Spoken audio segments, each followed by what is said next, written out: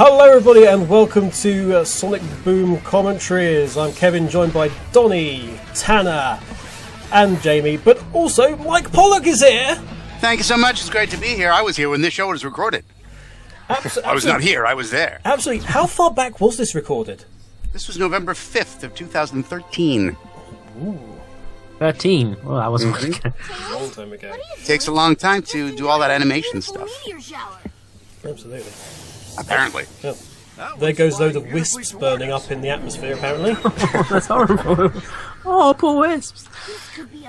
Now I can imagine it's just all the announcer just saying every wisp that falls down from the sky. All the wisp voices, yeah. Described in the script as an amazing, majestic display of meteors. It was quite majestic. Oh, look, it's the hole from the first episode. Sonic. Eggman?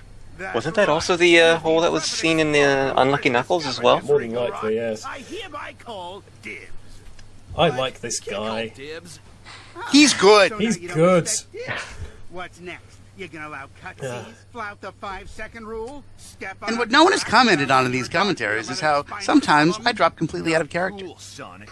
Of course I respect dibs, but you can only Voice-wise, not if you're touching the everything else-wise, but... Really? Well, in that case... When he does the asides are no longer in his voice. They're in my voice. And that is a conscious choice in many occasions. I hate to have to be the one to tell you that, but I thought someone would know. No, it's never even thought information about we didn't really realise before. Oh. I mean, I sort of thought about it, but I didn't. I thought that was actually just Eggman deciding to use a different voice for the aside. It is a conscious, dramatic choice. What am I doing in Eggman? Very good one. I like it. Thank you. Wasn't my choice, by the way. They are fine showrunners and directors, but I abide by what they say. That's why I'm there. And this is where it all gets confusing. Mm-hmm. Dr. Eggman, you're awake. Well, that escalated quickly. It was spring break all over again. This is the most random thing. I love it so much. I like that. I'm not Eggman. I'm Sonic. I hope they got the team from the comics to design those cells. I don't know. I don't think they did. All right. Not their style, but I hope that crab wasn't roboticized straight afterwards. I won't move, for I am Sonic. Made small friend. This is my humble shack. Right, so now we've got an interesting situation whereby you're voicing Eggman's voice, but as Sonic. Mm-hmm. And obviously Roger's doing the reverse here. So when you were doing the recording, were you recording together? We were in our usual remote situation where the rest of the gang was in LA. I was in a New York studio essentially listening on a Skype call like we are. So it was together in time, if not in space. So were you, did you sort of go back and forth with each other on like how Eggman or Sonic would read this particular line and then put your spin on it, or? We were offered the opportunity to consult with each other, and neither of us really had any specific tips, I guess, trusting the other to know what to do. And we kind of did, I guess. I was pleased. Roger was pleased. So yeah, we both, I may have given him a couple of tips on line readings here and there, but for the most part, we each figured it out on our own. Hang on. But the other was obviously there to help if needed. Well then, nothing's changed. Listen, Gear Brain. Definitely Eggman. Look, I'm not Eggman. I'll prove it. I love how Orbot and Cubot are just so oblivious to the whole thing as well. Yeah. We do have this. It's sort of obviously implied that this is maybe something that Eggman's done before. Obviously pretended to be Sonic. I love the fact he's still putting the arms out behind him as well. He's trying to run. My lovely 8-year-old daughter didn't understand why this would have been such a problem. I had to explain the relative difference in body mass. Now that I've finally gotten the hang of this athletically superior but far less handsome body, I can destroy those do-gooders for good. I just love the evil laugh that Roger gives here. Ooh, milkshakes. Okay, milkshakes. It's beautiful. Destroy arch enemies. Again, Eggman shows his interest in all food items. All food items. Milkshakes went out. And also the running thread through the series, which is that Eggman really just wants to either be Sonic or be Sonic's friend is sort of a bit envious of Sonic's lifestyle. Right. Pac-Man, I hear. Yeah. So we've got some Pac-Man music in there. Combo breakers from Killer Instinct. We spotted that earlier as a combo breaker, but I don't understand why they didn't have like a Sega console there. It seems a bit strange to me that you would reference Capcom and whoever the heck it is who does Killer Instinct nowadays. No, it's not Capcom. It's Namco. I Which always say Capcom for some reason. God knows why. they were playing on what you play on a Namco system, although it's not really a. But you're right, it was Capcom because that was like Saturday Night Slam Masters. God, I have too much knowledge of this stuff. Good parking.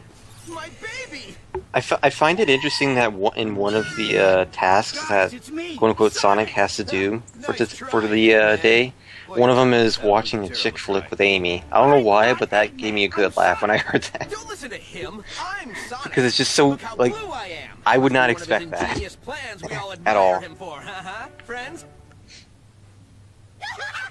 I also love how... Worth noting that he didn't want to cancel that appointment. Yeah. Well, in the last episode, he was curious to know what was going on between Sonic and Amy, so why not find out firsthand? There's also been the whole thing that they've said several times as Eggman continues to find out that how very little he's respected. That Eggman is very in touch with his feminine side. Eggman and I switched bodies somehow. You know it's bad when Knuckles is laughing at you because you know that even he gets the joke. Ow! Eggman threw a pie at me. Huh? No, I Let's try this mystery and packing.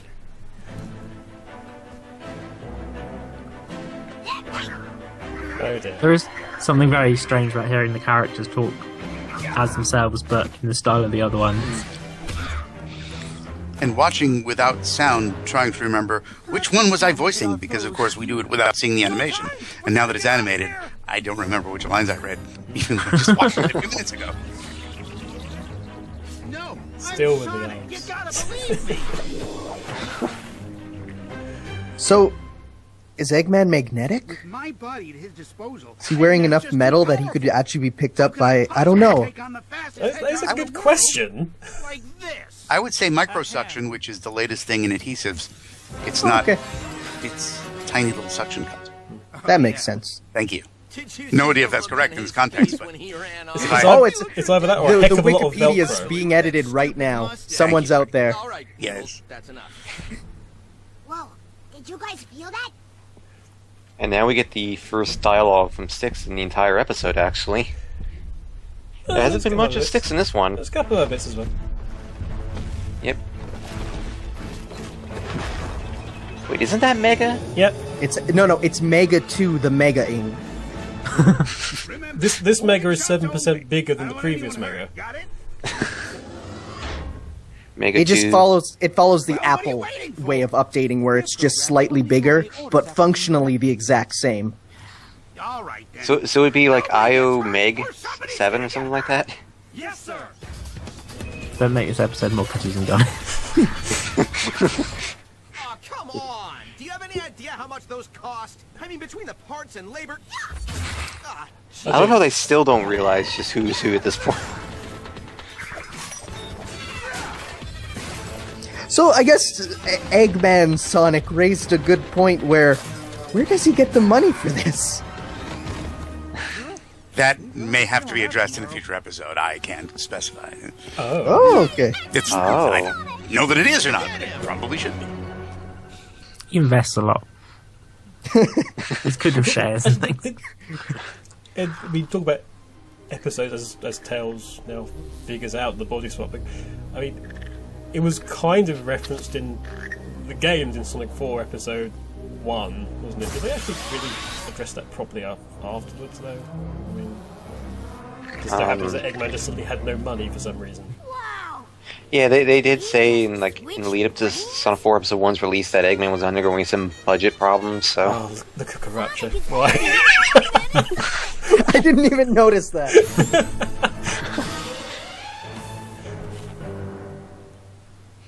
Wait, what did Tails say? Oh, nothing. You know Tails, always the jokester.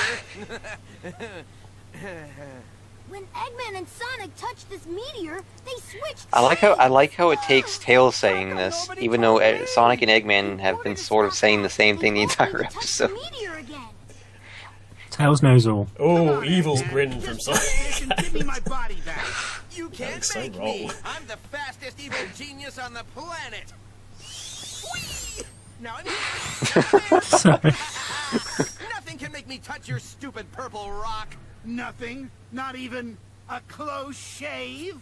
Can't do that. Mustache. Dare. Oh, I Mustache is a symbol of power. It means a lot more than just being a mustache. The speed or the stash? And interestingly, the stage directions are also Sonic unveils a pair of scissors. But of course, looking at the screen, it's Eggman's body unveiling. It's extremely complicated to decode this episode.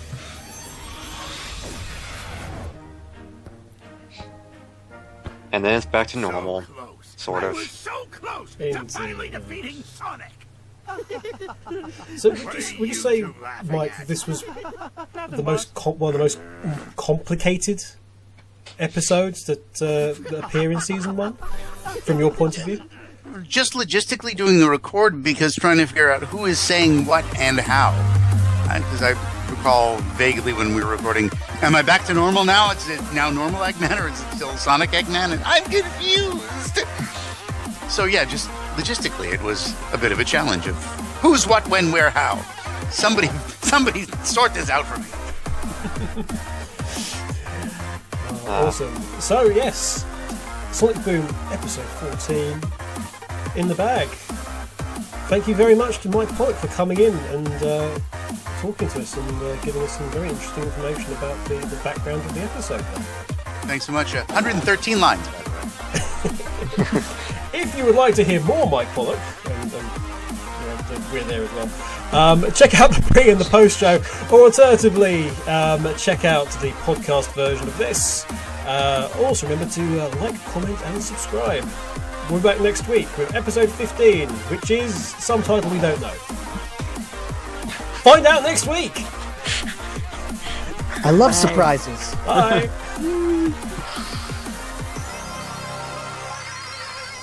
Magic. Absolute magic. There we go. Magic. Right. First post-show question, which is quite important, which I maybe didn't ask. What did you get at Starbucks, Mike? Today is an